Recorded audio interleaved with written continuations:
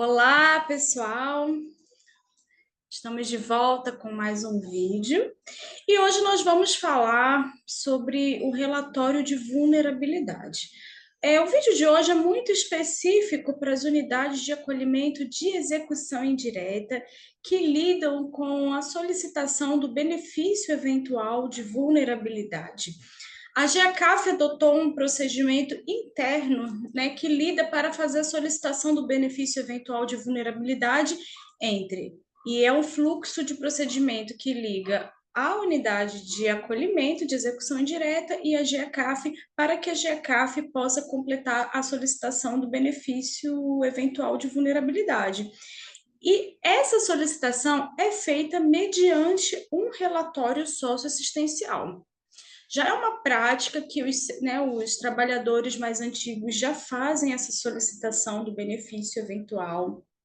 Porém, nesse momento em que eu faço vídeo, há um grupo de trabalho acontecendo na Secretaria de Desenvolvimento Social, fazendo a revisão da legislação dos benefícios eventuais, e não apenas do vulnerabilidade, mas de todos os benefícios eventuais.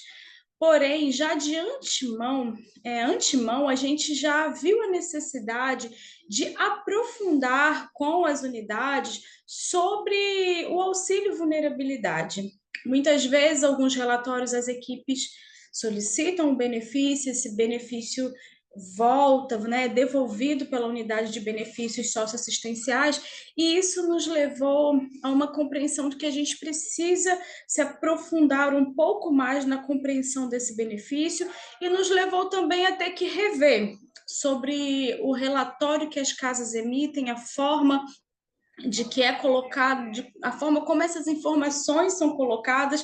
Isso nos levou a elaborar uma nova forma de realizar esse relatório, e é importante frisar que como esse grupo de trabalho está acontecendo e a revisão da legislação também, pode ser que daqui para um tempo a gente tenha que rever esse instrumental, rever esse formulário, mas por hora, enquanto ainda vigora a Lei 5.165 de 2013, dos benefícios eventuais, nós vamos aplicar as regras que estão na legislação, e a gente hoje vai estar conversando basicamente sobre o benefício vulnerabilidade. Mas, Daniela, então por que é só para as unidades de execução indireta? Na verdade, se você é um trabalhador de alta complexidade ou de outra proteção social que quer conhecer um pouco mais sobre o benefício vulnerabilidade, você pode assistir esse vídeo, e será um prazer. Porém, o foco e o recorte está para as unidades de execução indireta, porque esse fluxo de fazer análise, enviar um relatório socioassistencial, ir para a gerência de acolhimento e a unidade de acolhimento realiza todo o parecer, é algo que costuma ser específico das unidades de execução indireta da GEACAF, o que pode não tornar tão interessante para outra equipe, já que os procedimentos numa unidade de execução direta, por exemplo, a solicitação de um auxílio vulnerabilidade é realizado diretamente no sistema de assistência social. Mas se você está aqui, você é bem-vindo. E eu esqueci de te falar no vídeo aqui, meu nome é Daniele, se você não conhece, eu sou assistente social da Secretaria de Desenvolvimento Social, e nesse momento que eu gravo o vídeo, eu trabalho como equipe técnica da Gerência de Acolhimento para Adultos e Famílias. Então vamos lá, deixa eu pegar aqui a apresentação para nós começarmos. Só um minuto.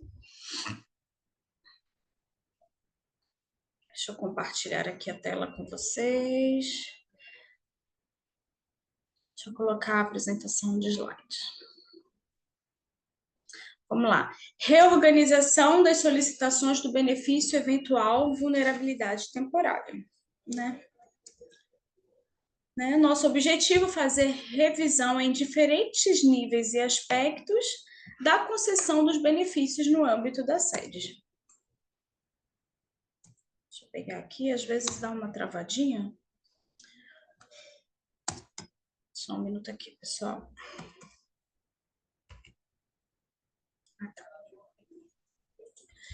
Um dos elementos de atenção deste momento de revisão é a importância de se evidenciar a eventualidade, a contingência, a vulnerabilidade temporária prevista nas normativas. Então, como a gente, né, vem conversando, o auxílio vulnerabilidade ele está previsto na Lei 5.165 de 2013, também na Portaria 39 de 2014, e também tem um decreto-lei. O auxílio vulnerabilidade é para situações que são eventuais, para contingência que são caracterizadas por situações de risco, de perdas ou de danos. A legislação prevê que há necessidade de se identificar qual é a contingência que a pessoa apresenta. E nesse momento a gente precisa deixar bem destacado qual é a eventualidade. Por que que a gente teve a necessidade de ter essa conversa? Porque haviam muitos pedidos nas solicitações dos benefícios eventuais que nós começamos a identificar, e não apenas a equipe da GECAF, mas também a unidade de benefícios socioassistenciais, que muitas das solicitações elas não se referiam exatamente a contingências eventuais, mas sim talvez de uma situação que muitas vezes era de risco, muitas vezes, né, de perdas, mas que não faziam mais parte de um conjunto de uma contingência eventual e não típica. E aí a gente veio fazer uma conversa com vocês para discutir um pouco, né? O que que são essas contingências, o que que são esses riscos e trazer uma forma de elaborar um relatório. E aí, então, para uma maior compreensão, os benefícios eventuais são destinados a indivíduos e famílias em situação de insegurança social, que foram acometidas por um evento, uma contingência que ocasionou ou agravou uma situação de vulnerabilidade social. Às vezes, a situação de vulnerabilidade na vida daquela família ou daquele indivíduo, ela já está presente, mas pode acontecer alguma situação que agravou aquela condição que a pessoa estava antes. Ou a pessoa estava indo muito bem, vamos dizer assim, né, com uma rotina, com um cotidiano, e de repente alguma coisa aconteceu que fez uma desorganização no modo como aquela pessoa vinha sobrevivendo. Então, ou a pessoa, né, não tinha algum agravo inicial, ou ela já tinha alguma contingência, alguma situação, mas algo fez com que a condição se agravasse. Quando a gente fala para dar a realidade do acolhimento institucional, é muito comum que o nosso público ele já esteja numa condição de vulnerabilidade, numa condição de risco social. As condições já estão presentes ali ou naquele território ou na vida daquela pessoa, porém pode ser que aconteça algo que agrave ainda mais aquela condição. A pessoa já estava numa situação, vamos dizer assim, muito difícil e algo acarretou o agravamento daquilo. E é sobre isso, quando a gente solicita auxílio vulnerabilidade, que a gente precisa se atentar. Tudo bem? Ele fala que as contingências são entendidas por eventos inesperados e repentinos que podem momentaneamente agravar ou levar indivíduos e famílias a vivenciarem situações de vulnerabilidade e insegurança social, ocasionando vivências que impactam o seu cotidiano. Que nós já falamos sobre isso, né? E aí nós vamos retomar aqui caderno de orientações sobre os benefícios eventuais do SUAS, que diz assim, né? Vou retomar aqui uma frase. Os benefícios eventuais buscam garantir as seguranças sociais aos indivíduos e às famílias com impossibilidade temporária, se atentem a isso, né? Algo temporário, de arcar por conta própria com o enfrentamento de situações de vulnerabilidade decorrentes ou agravadas por contingências que causam danos, perdas e riscos, desprotegendo e fragilizando a manutenção e o convívio entre as pessoas.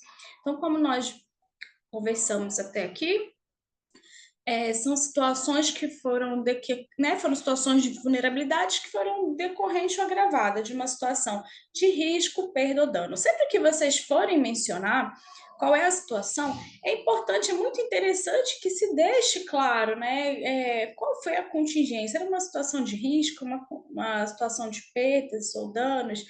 Aqui de uma forma bem rápida, vamos dizer, né? Eu gosto de entender o risco como algo que está para acontecer. Se a gente não agir ali, a pessoa atinge um nível de desproteção muito maior. Então, o risco ele vem para evitar o agravo de alguma situação. A perda uma privação, né? Se algo que aconteceu que gerou ali uma privação de bens ou de segurança material. E o dano eu gosto de entender de uma forma bem rápida, vamos dizer, como algo que já aconteceu, algo muito grave, né? Vamos dizer que foi muito grave, aconteceu na vida daquela pessoa e o auxílio vulnerabilidade vem basicamente para minimizar ou reparar aquele dano sofrido. Ok?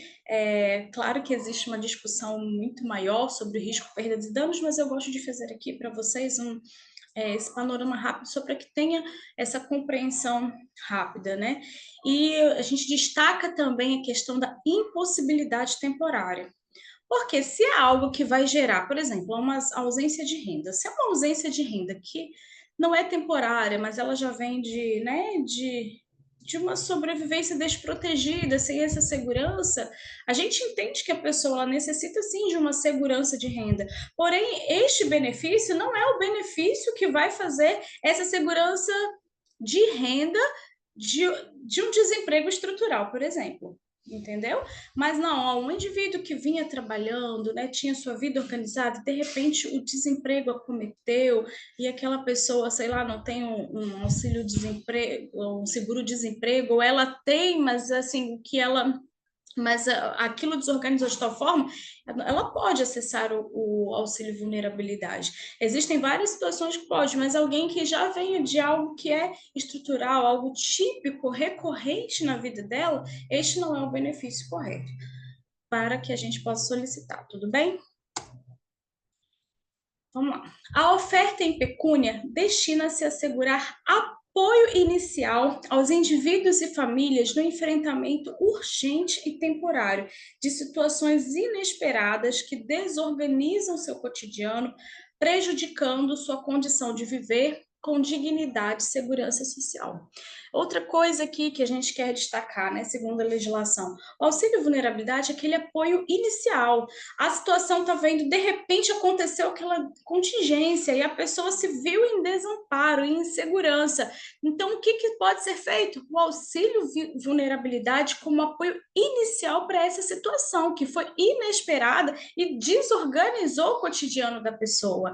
Mais uma vez, não é para aquelas situações que, de forma recorrente, já vem acontecendo na vida daquela pessoa, né? Algo que foi urgente, também as situações temporárias, não situações aí que vão se consolidar por algum tempo, tá? E aquilo que aconteceu de urgente, de imediato, de temporário, necessita de uma resposta rápida, né? E para que, porque prejudica de alguma maneira a pessoa viver com dignidade.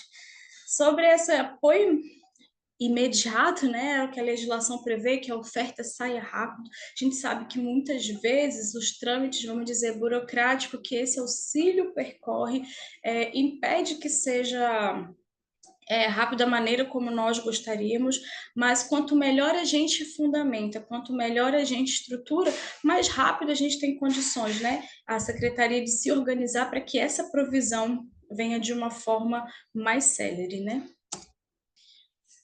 Aí aqui também, Bovolenta 2018 diz: faz-se necessário distinguir as situações de vulnerabilidade de natureza eventual das situações recorrentes e típicas do território.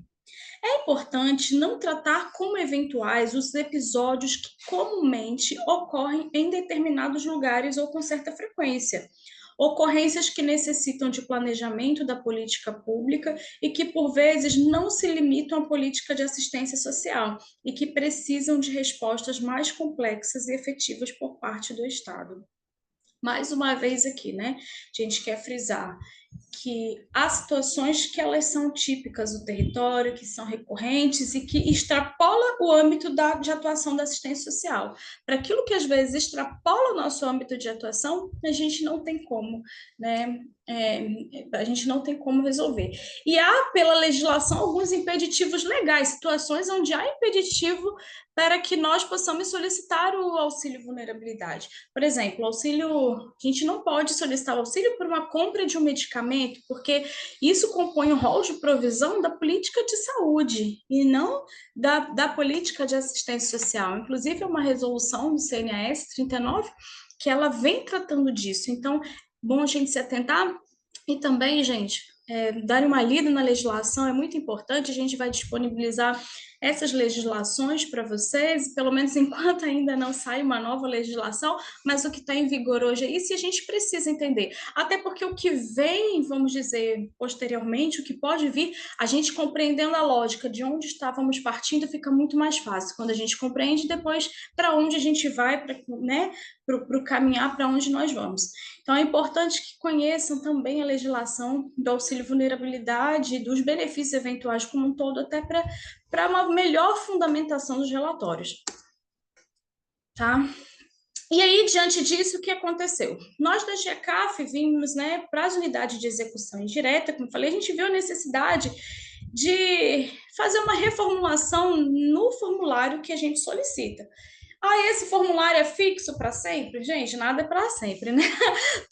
Todos os modelos que a gente elabora junto com vocês são modelos que necessitam ser aprimorados.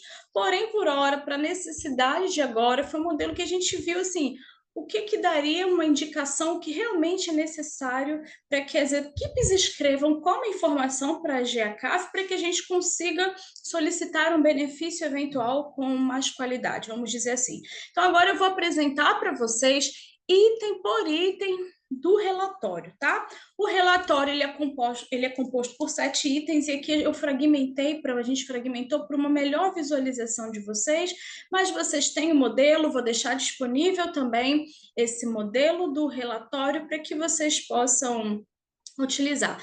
É importante frisar, gente, que a gente coloca um relatório com 7 itens e se a gente colocou os 7 itens, a gente acha que é importante, tá? Que constem informações desses 7 itens no relatório, tá? Até que reveja, a gente vai explicar aqui a lógica de item por item, né? Que vai culminar no item 7, mas é importante com que vocês preencham parte por parte e não venham suprimir partes ou itens desse relatório. É muito importante que cada item seja preenchido por vocês, ok? Vamos lá.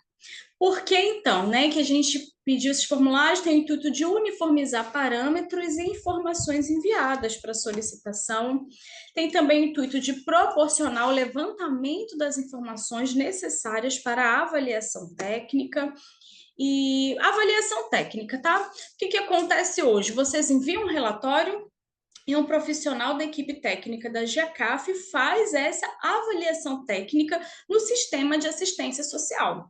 Um trabalhador da execução direta, um servidor efetivo da SEDES, que trabalha na Subsecretaria de Assistência Social, ele pode acessar diretamente o SAS, o Sistema de Assistência Social, fazer o requerimento do vulnerabilidade e, após o requerimento, fazer o seu parecer e o gerente libera. Como as unidades de execução indireta ainda não, né, essa é uma ferramenta via sistema que eles não solicitam diretamente, precisam da intermediação de um servidor, então o que acontece? As unidades de execução indireta enviam um relatório para a GECAF, o técnico da GECAF faz o parecer, esse parecer é liberado pelo gerente da GECAF e então vai para a Unibis. Quando chega na Unibis, os técnicos também, lá também há assistentes sociais e psicólogos, eles analisam esses relatórios, a gerência deles também libera, e aí ainda percorre um trâmite, tá, pessoal? Para liberação, até a instância que libera esse benefício, então volta. E essa é até uma explicação também, porque muitos percorrem, por que demora tanto o benefício, por que às vezes, gente, é um processo, tá? Aí que né, chega até a liberação do recurso na Secretaria de Economia e depois faz todo esse caminho de volta para que o benefício seja liberado. Tá? Isso é um adendo para vocês, mas vamos voltar lá para falar sobre a avaliação técnica, tá? A avaliação técnica é o dispositivo legal necessário onde deve se caracterizar o advento de riscos, perdas, danos e demais informações que atendam aos critérios do auxílio, como a vulnerabilidade temporária e a eventualidade da contingência. Vamos prosseguir. E aí, gente, olhando, né? A gente falou ali sobre avaliação técnica e eu já quero deixar claro para vocês que o nosso último item, o item 7, tá? A gente vai chegar nele ainda. Ele tem essa finalidade de ser a avaliação técnica, tá? O que vocês colocarem no item 7 é o que vai embasar o técnico da GECAF a inserir, são as informações, basicamente, o que vocês colocarem no item 7, vai ser basicamente a informação que o técnico da GECAF vai colocar e inserir na avaliação técnica, porque, afinal, são vocês que estão ali no cotidiano do acolhido, entendendo a sua realidade, entendendo a situação inesperada que aconteceu. Nós, nesse momento, somos as figuras apenas de intermediação, de fazer a solicitação. Então, é importante que o relatório esteja muito bem. Eu vou voltar lá na avaliação. Peraí. Deixa eu ver se eu consigo voltar aqui, ó. Tá? Então, quando fala que a avaliação técnica é o dispositivo legal, eu quero deixar isso em mente, que esse item 7, quando a gente chegar lá, pretende ser essa avaliação, e precisa estar claro. A gente vai falar um pouquinho dele quando chegar lá, mas eu já estou pontuando desde aqui porque é muito importante, desde já que vocês saibam que qual é o intuito. De 1 a 6, nós vamos fazer perguntas que vai culminar com esse item 7. E aí vocês no item 7 podem simplesmente fazer um condensado de tudo que vocês vieram conversando com a gente, vamos dizer assim, nos itens 1 a 6. Vamos lá, então, agora vamos. O primeiro item é para a gente identificar o responsável pelo envio da solicitação, né? Então, a gente vai saber qual é a OSC que está enviando, qual é o instituto que está enviando, qual é a unidade, por exemplo, IB da Cidadania, Casa 4, um exemplo, né? Instituto Inclusão, né? Ou Instituto Tocar Taguatinga, um exemplo, né? Citando o exemplo das unidades, muito importante que se coloque, né? Qual é a unidade, o telefone e e-mail de contato da unidade, tá? A unidade está com algum problema no telefone, então sugiro até que, como quem acessa a equipe da GECAF, que se coloque, então, se não der para colocar o telefone da unidade, ou de alguém com que a gente possa, a pessoa que elaborou o relatório, para que numa eventual dúvida a gente possa contatar a pessoa. E o responsável, em seguida, o responsável técnico pelo relatório, com nome completo e registro do conselho. É importante, gente, que quem que responda pelo relatório, assine o relatório, de fato, quem elabora esse relatório, né?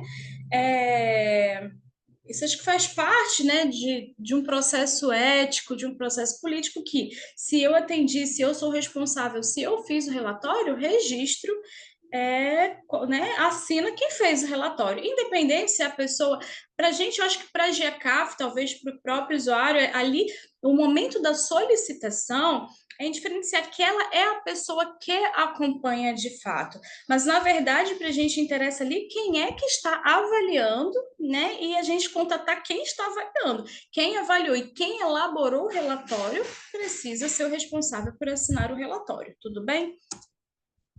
E aí o próximo é a identificação do usuário. A gente colocou aqui no CIDS, mas o nome agora é SAS, né? O SAS deve estar com o cadastro completo, incluindo os dados complementares e, em casos excepcionais, explicitar o motivo de não estar completo. A gente colocou essa informação aqui pequenininha, né? Mas eu quero chamar a atenção sobre essa informação. O SAS, gente, a gente faz a solicitação do auxílio vulnerabilidade pelo SAS. Então, se os dados no SAS não estão completos, o nome da pessoa tem algum erro, o RG da pessoa tem algum erro, o CPF da pessoa tem, né, não consta alguma dessas informações, a gente nem consegue fazer a solicitação do auxílio vulnerabilidade. E por isso, muitas vezes, nós somos rigorosos. Olha, está faltando um RG, a gente volta essa informação, porque, assim, na verdade, o botão, a gente clica no botão lá, auxílio vulnerabilidade, faz o requerimento. Se está faltando dado, a gente não consegue completar o requerimento. Então, é claro que no relatório que vocês enviam para a gente, é muito importante que tenham essas informações, mas mais importante do que conter essas informações aqui é conter as informações no próprio SAS. Porque, afinal, o SAS, o relatório, só a equipe da GECAF, ela tem acesso a essa informação. Mas quando você identifica corretamente o usuário no sistema, você possibilita também que outros equipamentos acessem as informações de identificação de maneira adequada. Esse público, nosso público, ele hoje está na unidade de acolhimento, mas ele pode ser desligado do acolhimento e, por exemplo, se está em situação de rua, voltar à situação de rua e ser atendido por um centro POP, por um CREAS, ou ele se consolidou em moradia, foi desligado e passou a ser atendido, estava tão, a organização tão boa que já passou a ser atendido por um CRAS.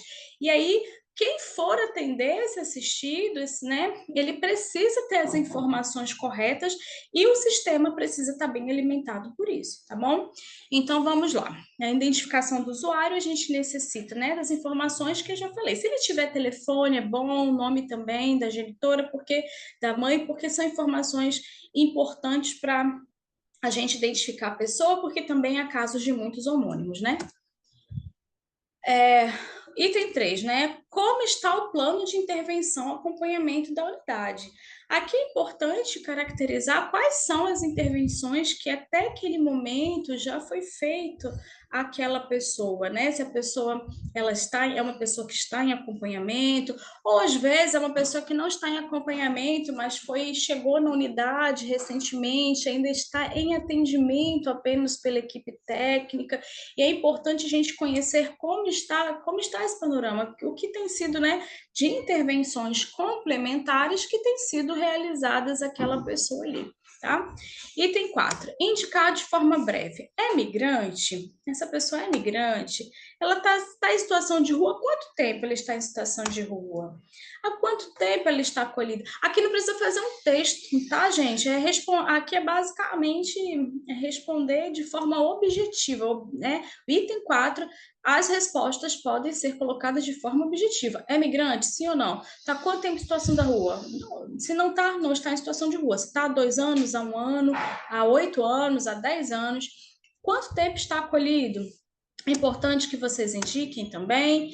Essa pessoa possui vínculos familiares, sociais, né? Sim, mas está fragilizado, sim, mas estão rompidos. Não possui, né, nenhum tipo de vínculo. E aqui teve algum vínculo rompido e ou situação de violência ocorridos recentemente que contribuiu para o agravamento da sua situação de vulnerabilidade? Se sim, qual vínculo, porque houve rompimento e como contribuiu para o agravamento?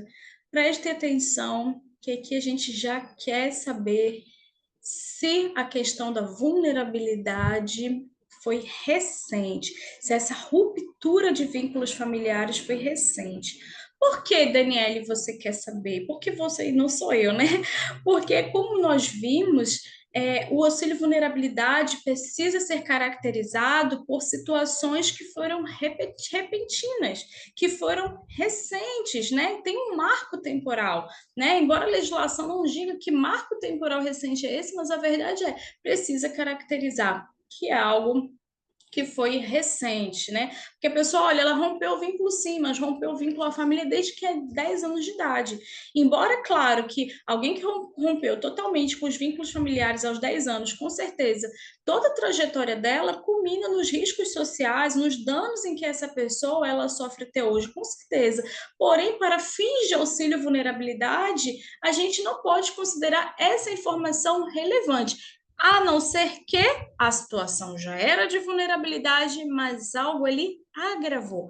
Olha, aquela pessoa já tinha os vínculos rompidos, mas ele estava estabelecendo novas relações familiares e comunitárias e de repente esses vínculos foi desfeito mais uma vez, o que gerou, né, inseguranças diversas e vocês vão citar. Aí, entendem como a situação é diferente, mas aqui a gente já começa a entender, né, partiu foi do vínculo familiar, partiu de um vínculo comunitário importante que a pessoa estabelecia.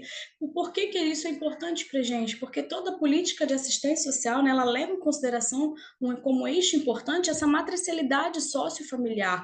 E no caso do nosso público em acolhimento, sejam as relações familiares ou comunitárias e como a pessoa está dentro desse território, dentro dessa família, é muito importante para a gente.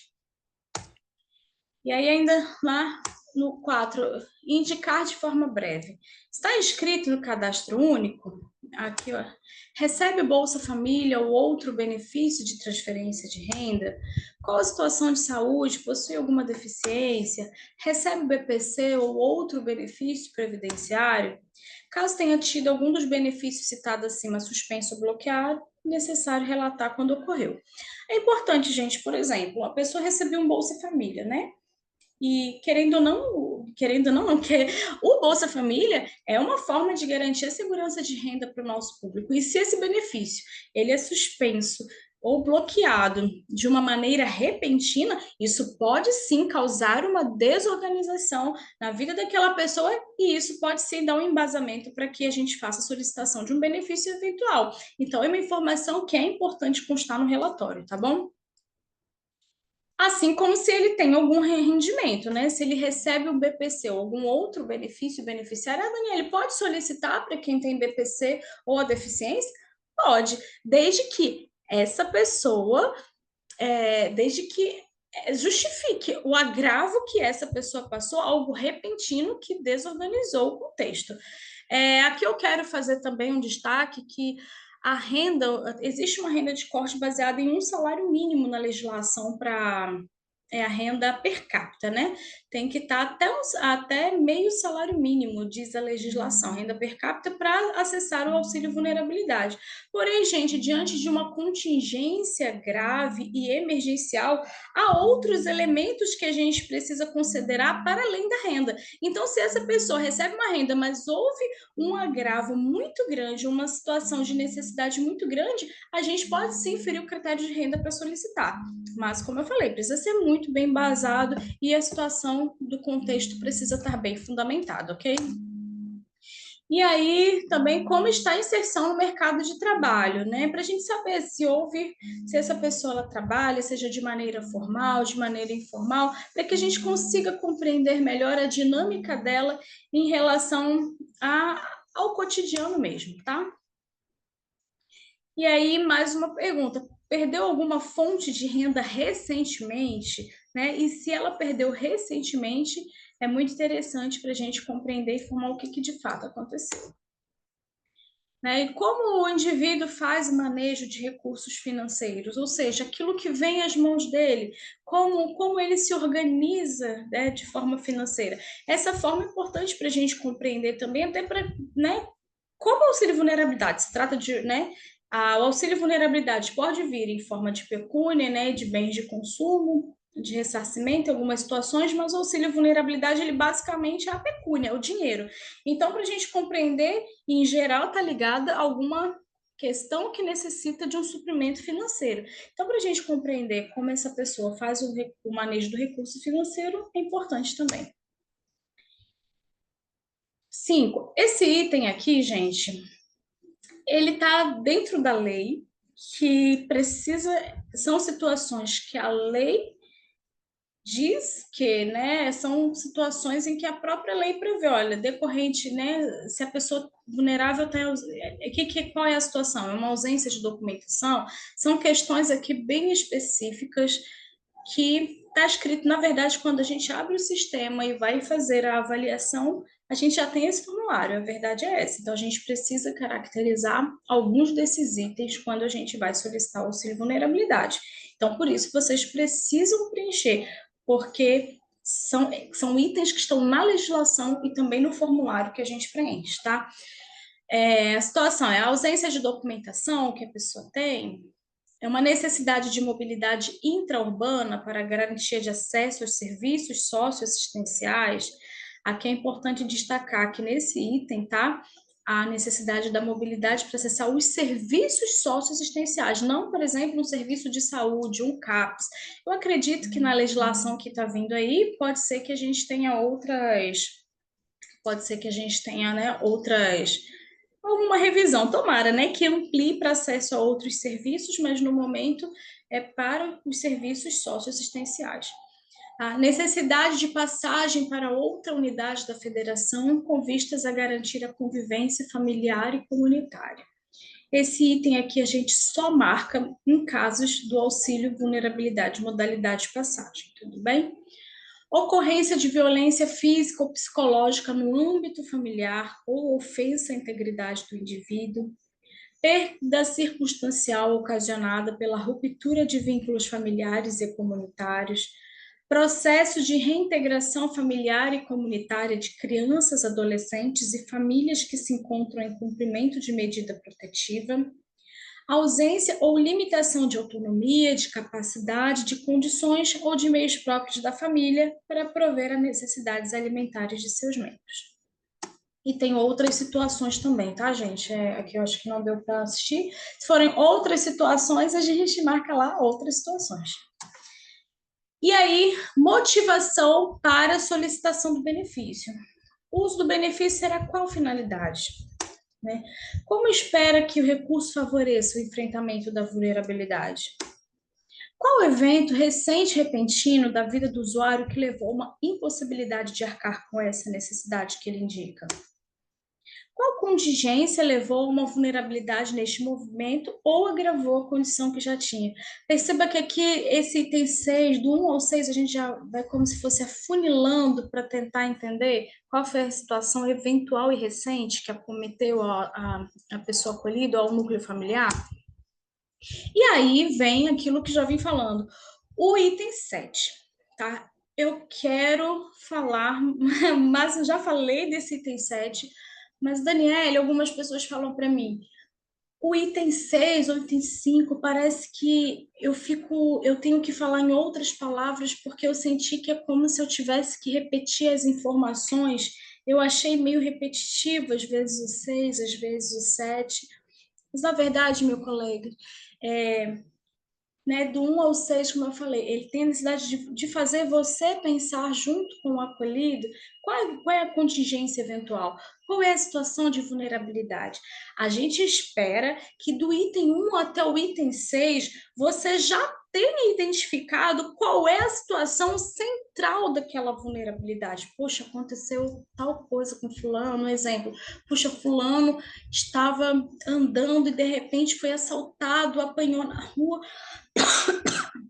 e o dinheiro que ele tinha na carteira, que era para ele passar um mês, foi todo furtado. Um exemplo. Só beber um pouquinho de água, pessoal.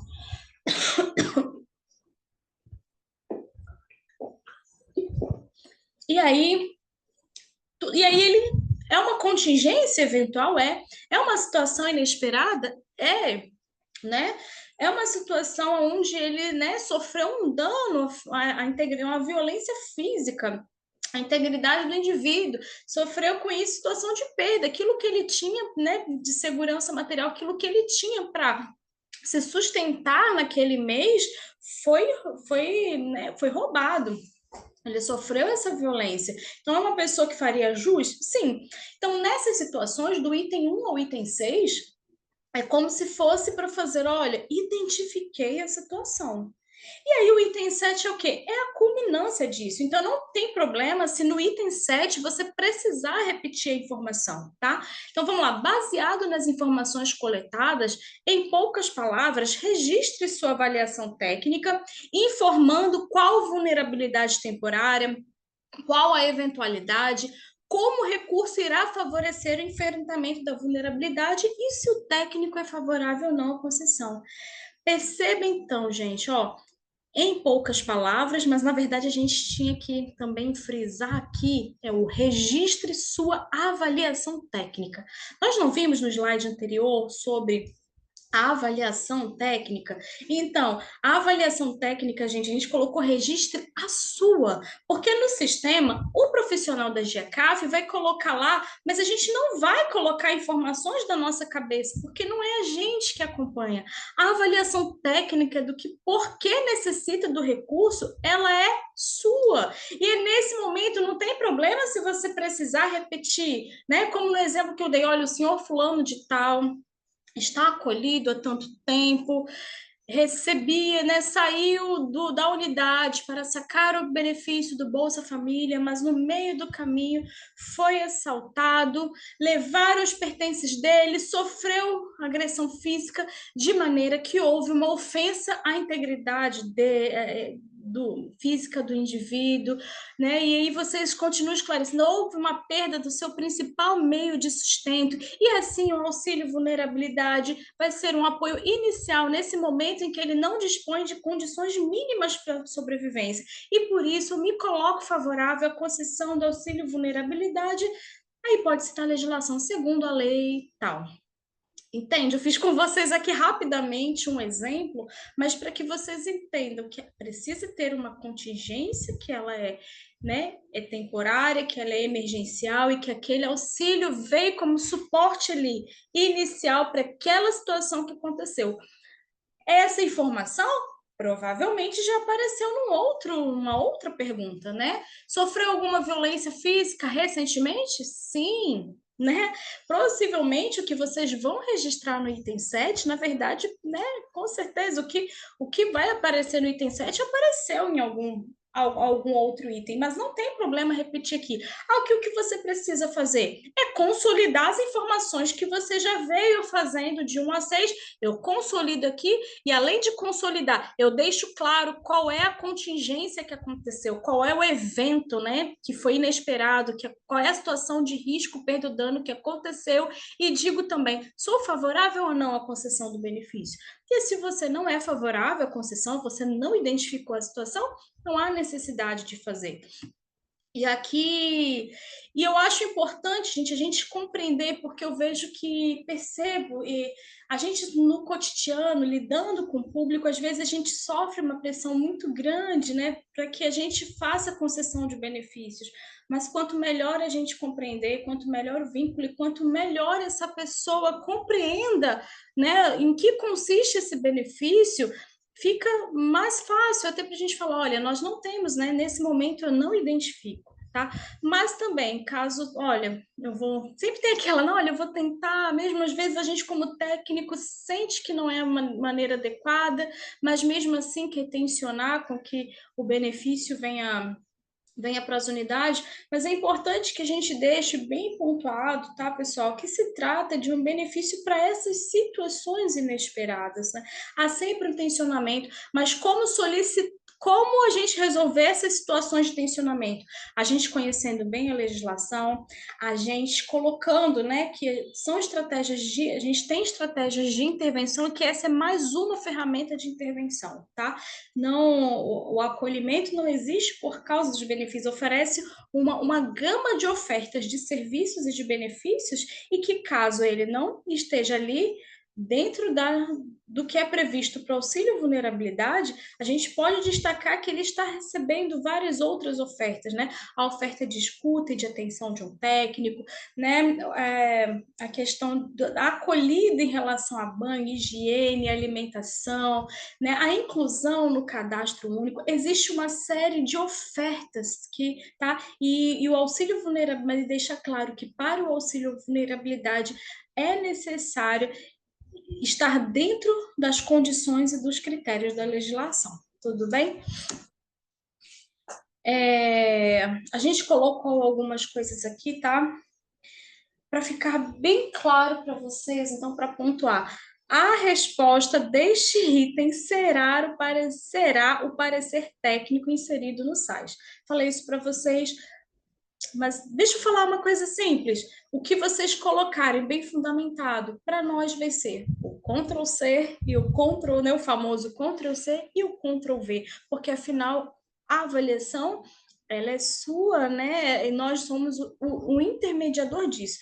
Só que, por outro lado, também vai estar no nome de um técnico essa avaliação. Então, se você fundamenta bem, você dá segurança para quem está solicitando em nome dele, né? Eu sou, por exemplo, assistente social e já fiz muitas vezes. Peguei o parecer, peguei o relatório de alguém da unidade, da equipe, peguei esse relatório e coloquei esse relatório lá no sistema com o meu nome. Mas para isso eu não preciso, né, ter a segurança de que aquele profissional está acompanhando adequadamente, mas mais do que acompanhando adequadamente, está fazendo essa solicitação de uma forma correta, de uma forma consciente, como uma estratégia de intervenção dentre um conjunto de intervenções, isso dá muita segurança para quem está pedindo e é uma segurança para todos, né? Um relatório bem fundamentado é uma segurança para você, colega, mas também uma segurança para quem nesse momento está fazendo a solicitação no sistema, tá bom?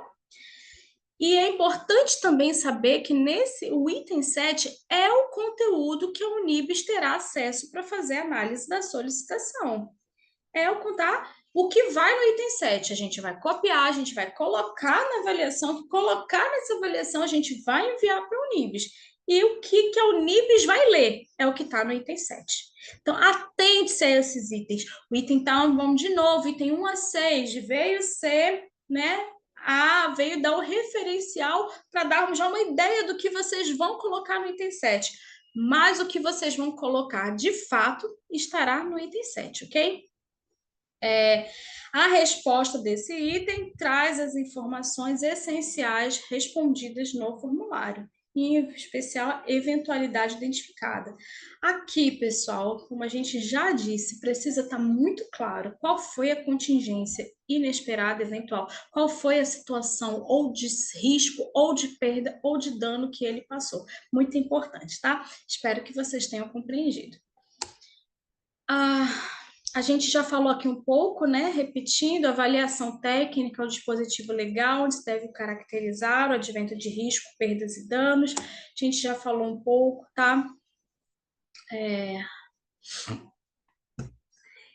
E aí eu quero falar um pouco mais sobre essa avaliação do item 7, né? O que deve constar nessa avaliação? O que eu escrevo lá no item 7, então, Daniele? É basicamente, como eu falei para vocês, o resumo do 1 ao 6. Mas como que vocês podem fazer isso? O item 1, né? A gente vai colocar basicamente o início de um parecer, de uma escrita. A gente vai estar escrevendo. Vai colocar o usuário, não tudo, né? Trata-se de fulano de tal, né? Se quiser colocar a idade, que está na unidade de acolhimento tal. Coloquei um exemplo aqui. João é pessoa em situação de rua, encontra-se em acolhimento institucional na unidade X. Né? Então, como que eu começo escrevendo? A gente começa pelo começo, né? Como eu começo escrevendo o item 7, Daniel? Quem é a pessoa para quem a gente está direcionando o relatório. Gente, lembre-se, só vai para o Unibis o que vocês escreverem no item 7. Então, como eu começo o item 7? Fazendo já a que veio, né? O senhor fulano é pessoa em situação de rua que está em acolhimento na unidade tal. A senhora Joana é pessoa que sofreu violência doméstica e por isso ingressou em acolhimento emergencial dia tal. São formas de começar, tá? A partir daí, a gente vai fazer a justificativa do auxílio, né, que vai ser inserir a situação de vulnerabilidade temporária e eventualidade, e vai fazer esse fechamento opinativo. Você vai dizer se é favorável ou desfavorável a essa solicitação. Então, item 7, gente, é basicamente isso aqui. Inicia dizendo quem é a pessoa, o que aconteceu com a pessoa e se você é favorável, por que você é favorável. É basicamente isso, gente, tá? A gente colocou isso aqui, sobre esse parecer que vai estar e a avaliação que vai estar no item 7. Introdução, parecer e sua conclusão, com fecho opinativo. Aqui, perceba, estamos falando apenas do item 7, tá? É a avaliação que vocês vão fazer. É isso, é basicamente isso. É contextualizar quem é a pessoa, por que você acredita que aquela pessoa faz jus ao auxílio vulnerabilidade e dizer se você é favorável ou não. Não precisa ser um textão, gente, como a gente pede lá no item 7, né? Em poucas palavras. Pode ser rápido, a gente fundamentando bem o porquê aquela pessoa precisa e o que você já identificou, você só informa, tá? A gente colocou aqui. Um breve histórico, né? Identificar nominalmente o usuário, a unidade de acolhimento e, em poucas palavras, indicar quais são os pontos relevantes da trajetória do usuário que ajudará na compreensão do caso. Mais uma vez falando, aqui a gente está falando tudo sobre o item 7, tá? Razões e justificativas, apontar textualmente qual evento recente, eventualidade que provocou ou agravou a situação de vulnerabilidade experimentada pelo usuário e como o benefício vai ajudar no enfrentamento dessa situação. E 3, conclusão. Finalizar o parecer com a posição, se você é favorável ou desfavorável, do técnico que assina o documento. A gente vai colocar aqui, tá, pessoal? Muitas vezes os benefícios eles são devolvidos e a Unibis ela devolve fundamentando. A gente achou importante colocar aqui para vocês como a Unibis caracteriza isso, né? Para a devida caracterização legal do benefício eventual, é fundamental relatar o que aconteceu àquela família ou indivíduo pela qual se faz necessário assegurar apoio inicial aos indivíduos e famílias no enfrentamento urgente e temporário de situações inesperadas que desorganizam seu cotidiano, prejudicando sua condição de viver com dignidade e segurança social. Perceba que a gente está retomando algumas coisas, porque, em geral, quando a Unibis devolve, ela devolve muitas vezes com essas frases. E a gente está fazendo questão de colocar para vocês, para que fique muito claro quais são as situações em que haverá concessão do benefício de vulnerabilidade, tá? Muitas das demandas apresentadas no dia a dia em nossas unidades dizem respeito a situações de vulnerabilidade recorrente típicas do relatório, cabendo a elas ações mais elaboradas por parte do poder público para o seu enfrentamento. Aos benefícios eventuais, cabe a concessão para situações de natureza eventual. Aí aqui, gente, já para fechar, né? A gente fez aí, falou e fez até uma revisãozinha aí no final. A gente vai colocar algumas situações onde vocês vão identificar. Um exemplo de parecer técnico, né? Da avaliação técnica. Então, vamos lá passar para o exemplo de número 1. A senhora Maria ingressou em acolhimento institucional emergencial após ter sofrido violência doméstica. Diante desse contexto, se viu desamparada e relata dificuldade para suprir suas necessidades básicas. Perceba aqui, pessoal, antes de eu continuar, que o início é isso, o início simples, tá? É contextualizando quem é a pessoa. É a senhora Maria, que entrou em acolhimento após ter sofrido violência doméstica. Que ótimo, ela já contextualizou o nome da pessoa e qual foi a contingência, tá? E aí depois só descobriu. Diante desse contexto, se viu desamparada e relata dificuldades para suprir suas necessidades básicas. A acolhida se encontra em situação de vulnerabilidade, risco pessoal e social, especialmente por ter vivenciado recentemente condições de violência doméstica e consequente saída emergencial do lar. Há preocupação com o custeio das despesas iniciais para esta nova condição e, por isso, necessita recorrer à política de assistência social como garantia de direitos. Considerando o exposto, essa avaliação é favorável para a concessão, uma vez que identifica-se a necessidade de concessão do auxílio vulnerabilidade temporária como forma de prevenir o agravamento da situação atual para auxiliar nos custeios das necessidades básicas alimentares, contribuindo para a reorganização familiar. Aqui a gente colocou um exemplo, né? Até grande, vamos dizer assim, né? Com algumas situações até repetidas, mas é porque, na verdade, se trata de um exemplo didático, para que vocês entendam. Há aqui, né, inicialmente uma introdução, depois há uma justificativa e uma conclusão. Daniela, eu posso reduzir, pegando esse exemplo, eu posso fazer algo mais resumido? Pode, né? Desde que fique caracterizado. Essa introduçãozinha, que lembre, que tem 7, quem vai ler é a Unibis, né? Quem é a pessoa, o porquê que essa pessoa precisa do auxílio e por que que você é favorável e se você é favorável ou não. Vamos ver mais um exemplo. A senhora Joana e seus companheiros desempenhavam atividades laborais em uma chácara na qual residiam. Contudo, um desentendimento entre o ex-companheiro e os empregadores levou a família a procurar acolhimento institucional. No momento em que a situação ocorreu, Joana estava gestante e recentemente deu à luz a uma menina. Nesse contexto, a ruptura dos vínculos com seu marido e a possibilidade de trabalhar devido à responsabilidade pela filha pequena colocam a acolhida em uma situação de vulnerabilidade. Diante da falta de autonomia para custear as necessidades básicas, tanto para ela quanto para os seus filhos, torna-se evidente a necessidade do auxílio, motivo pelo qual coloco-me favorável para esta solicitação. Olha um outro exemplo aqui, onde fica muito claro qual foi a contingência, né? Uma perda do emprego recente, uma gestação, ela contextualizou bem, né, quem são as pessoas que precisam do auxílio, é o núcleo familiar da dona Joana, né, a dona, né, aconteceu aqui as eventualidades da pessoa, né, e aqui até falando de outros benefícios eventuais, no caso da senhora Joana, ela faria jus, além do auxílio vulnerabilidade, também a um auxílio natalidade, né, que a gente, né, no rol de composições de benefícios eventuais confiram, ela também teria direito, né, e qual foi a situação, né, a ruptura de vínculos, então ela sofreu uma situação aí, né, de perda da renda, uma situação de perda, sofreu, né, danos e também a própria questão da gestação. E diante disso, a pessoa se mostrou favorável a essa solicitação. Então, aqui, mais um exemplo aqui, né, só para vocês entenderem a dinâmica do que é a avaliação e o que precisa constar o parecer de vocês.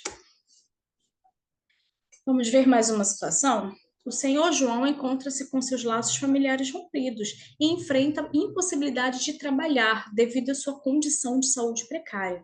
Isso, por sua vez, dificulta significativamente o suprimento de suas necessidades básicas, em virtude das limitações financeiras decorrentes da sua situação de saúde.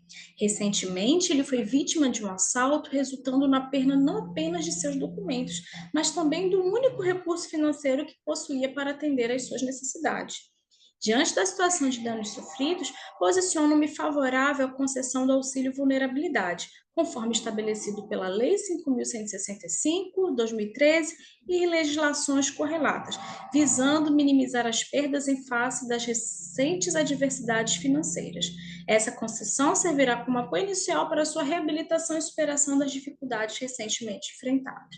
Veja que aqui nesse exemplo também a gente diz quem é a pessoa, que é o seu João, e o que aconteceu, que ele está com os laços familiares. Já é uma pessoa que já tinha uma situação de laços rompidos, né? De vulnerabilidade social, vamos dizer.